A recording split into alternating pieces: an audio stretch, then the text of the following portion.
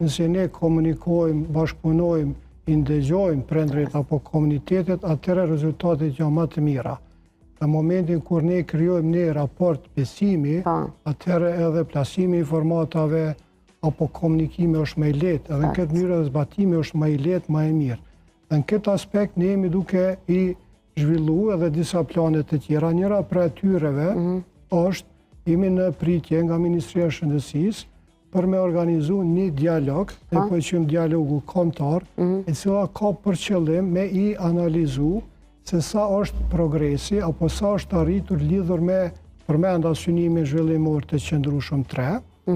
të cilat janë 13 saqe, edhe në kuadër të atyre saqeve me identifiku ku është progresi apo ku është sfida, dhe në këtë mënyrë me u angazhu, qoftë përmes për shembull praktikave apo politikave specifike apo përmes mjeteve